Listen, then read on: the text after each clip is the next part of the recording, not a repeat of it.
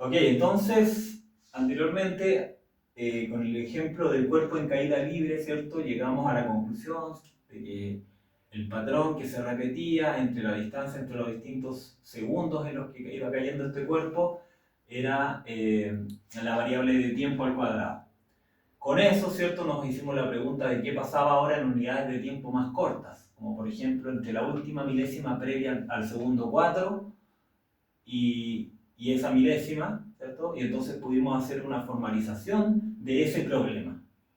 Porque podemos inicialmente entender con mediciones lo que pasa en distancia de un segundo, se puede medir, pero qué pasaba con la milésima de segundo, eso lo teníamos que formalizar con la información que ya disponíamos. Y por eso formalizamos el problema de esta forma, y fuimos haciendo el álgebra, lo contrastamos con el problema de la derivada que ya conocemos, ¿cierto? Que está en rojo, vimos que el problema era el mismo, estábamos haciendo el planteamiento de un problema de derivación, pero para el caso concreto donde lo que estamos derivando en este caso, por eso hablamos de la regla del cuadrado, lo que estamos derivando es una variable, que en nuestro caso es t, pero perfectamente podría ser x al cuadrado. Eso es lo que estamos derivando cuando hicimos este planteamiento, ¿cierto?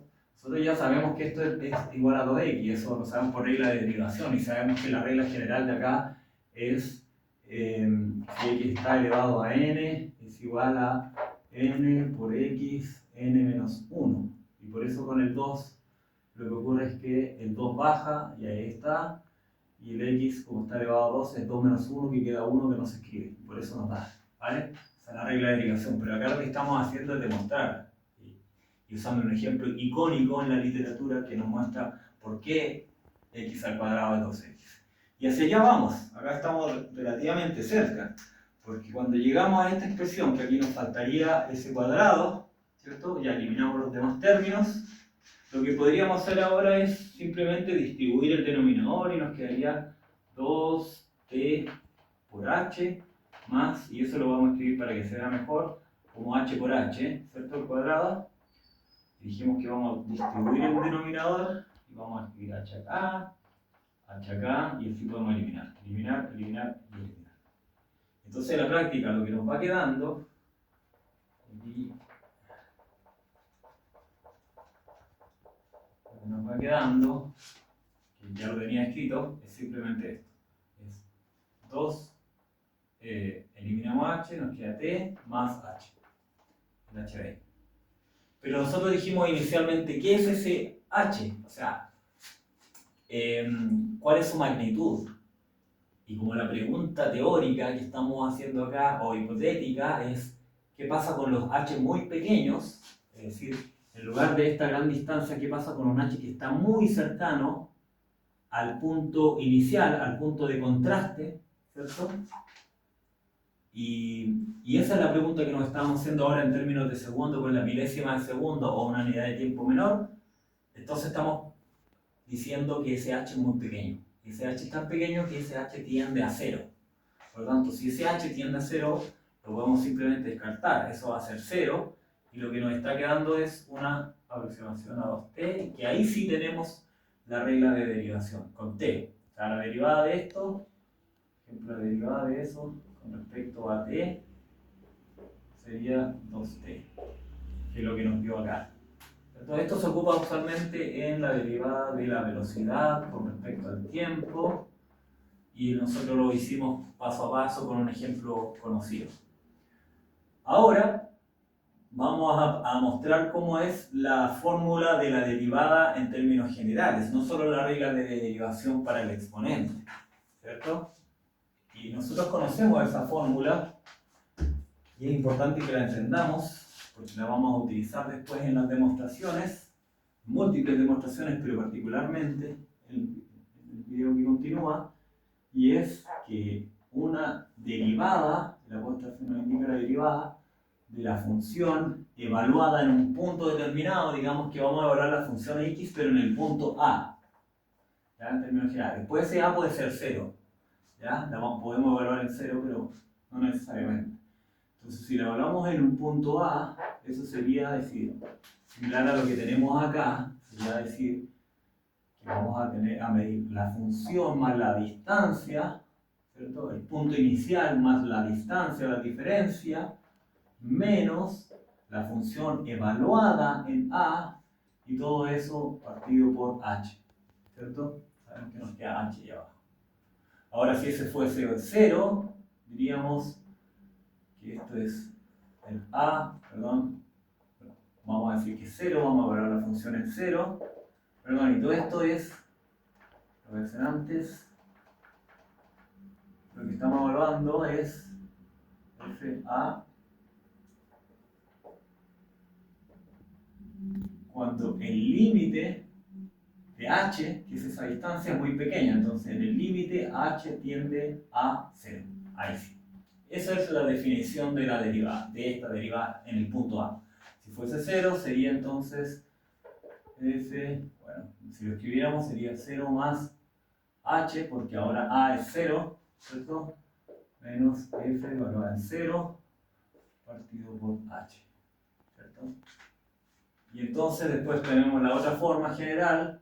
Esto lo vamos a encontrar de distintas formas. Nuevamente olvidé de escribir el límite porque queremos que h tienda a 0. Límite de h tiende a 0 igual f evaluada en 0. Y la otra forma que lo podríamos encontrar sería evaluada en el punto A. Y podríamos decir x, función de x, esta otra forma de expresarlo. En realidad es equivalente. X más h menos fa, evaluada en el punto A. Todo esto con los puntos x menos a. También lo hemos visto así, pero en realidad lo que se está haciendo en este caso es decir que h es igual a x menos a. Y que tiene sentido, porque a es el punto inicial y x es el valor de la variable que se distancia de ese punto inicial, ¿cierto? Que va a ser una distancia muy pequeña porque queremos que ese h sea que tienda a 0. Y que nuevamente omití el límite. Límite, pero en este caso sería de que el límite de que x tiende a. Es el cambio de formalización que estamos haciendo. Pero es equivalente, ¿cierto? Porque eso se convertiría en h, ¿cierto? Y claro, estamos diciendo que h es xa. Entonces ahora estaría mal. Porque si fuese h igual a xa, esto sería a más la distancia. ¿Cuál es la distancia? X menos a. X menos a es a. Ahí está. Eso es. Perdón por la confusión. Estamos mostrando las tres formas de expresarlo. Entonces sería así. El estricto rigor este a se va con este a y es en la práctica es solo x acá. Ahí sí. Esto sería solo x. Porque las a se van. Y ahí sí. Estas tres formas podemos expresar la derivada. Esta es la más común, ¿cierto? Llamando a la distancia h. Cuando hicimos esta conversión, ¿cierto? Se nos puede confundir un poco, pero en la práctica queda planteado de esta forma. La función de x menos la función evaluada en a partido por la distancia definida de esta forma y por lo tanto el límite es que x tienda a. Porque si x tienda a, la distancia se hace cada vez menor. Es una forma de decir que h tienda a 0. Eso es lo equivalente. Que x se acerca a. Y ahora, sabiendo eso, sabiendo que esta es la definición de una derivada, vamos a hacer lo siguiente. Vamos a tener que borrar todo, quizás quedarnos con la definición de la derivada, borramos el ejemplo anterior,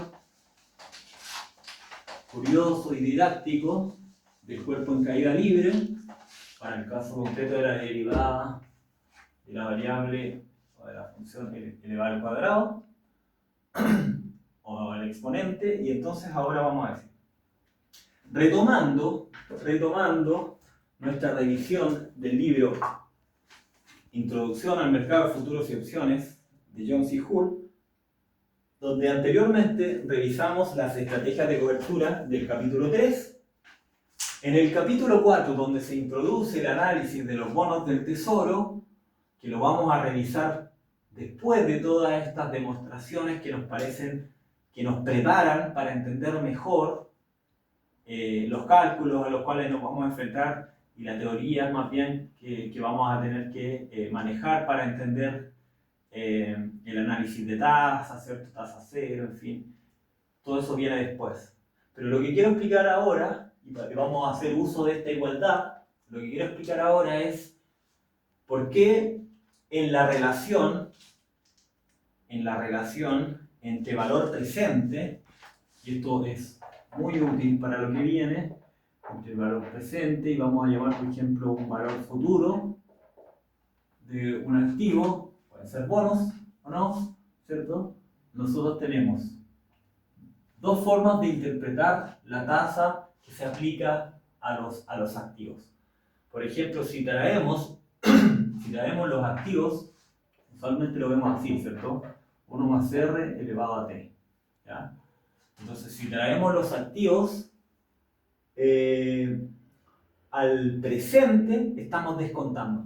Esa tasa R entonces se va a entender como una tasa de descuento, ¿cierto? Pero si lo hacemos al revés y decimos esto pasa para acá, entonces sería valor futuro igual 1 más R elevado a T por valor presente. Lo que estamos haciendo ahí es capitalizar. De hecho, la decisión de inversión es esta: capitalizar la inversión, ¿cierto? Generar ganancia, rentabilidad, rendimiento, conceptos que vamos a ir entendiendo más adelante. Por ahora nos estamos preparando para lo que viene. Pero también vamos a ver que esto, que puede ser visto como tasa de descuento o la capitalización de la inversión, nosotros también es usual que nos vamos a encontrar con esto. Que esta parte, que en estricto rigor no está expresada así, sino que está expresada como 1 más R, hay varias formas, hay distinta nomenclatura, distinta notación, que vamos a llamar R a la tasa, esta partida por N, que vamos a explicar lo que es cada concepto, y así es usual verlo. Y todo esto está elevado a N. En estricto rigor está N por T, ¿cierto? Donde T son la cantidad de años, N son la cantidad de periodos en el año. Por ejemplo, si son meses, N va a ser 12. Y invertimos en un bono que paga el principal, se dice, paga el principal, es decir, el capital invertido, lo paga en el último periodo. Entonces, en 2 años, por ejemplo, el T va a ser 2, ¿cierto? Esto va a ser 12 porque es mensual y esto va a ser 2. Pero esto también puede ser semestral. Y si esto es semestral, entonces vamos a decir que ese es 6. En estricto rigor no. En estricto rigor lo que vamos a es dividir un año. Entonces, el semestre va a ser 0,5. ¿Sí? El semestre va a ser 0,5 para el semestre, no va a ser 6. Porque no es en relación al mes, sino que en relación al año. ¿Cuánto es un semestre para un año? La mitad, es 0,5. ¿Cierto? Si fuese un trimestre sería 0,25 y así. ¿Okay? Si fuese un año eso sería 1. Y esto es la cantidad de años que madura nuestra inversión. ¿Ya? Pero así es más usual verlo. Pero lo que vamos a ver nosotros después es que esto, si se aplicase un logaritmo, estos exponentes pasan acá, n por t, y esto, que es lo que vamos a explicar a continuación, es igual a Euler elevado a nt para un caso en concreto. Yo les hablé recién de la composición discreta, que se llama. Discreta porque les puedo decir, podemos hablar de meses, podemos hablar de semestres, podemos hablar de trimestres para ese n. Pero ¿qué pasa si ese n se hace muy grande? ¿Cierto? Muy grande en términos de que, por ejemplo, estamos hablando de días. Y en un año hay muchos días, ¿cierto? 365. De hecho, la composición diaria se tiende a homologar como una composición continua. O sea, la variable que era discreta, de ahí lo de composición discreta pasa a ser una composición continua, una variable continua, cuando hablamos de días, ¿no? Los pagos, la frecuencia de pagos es cada vez más frecuente. Y entonces esta relación es la que vamos a explicar a continuación y vamos a hacer uso de esta herramienta para una de las demostraciones. En el siguiente.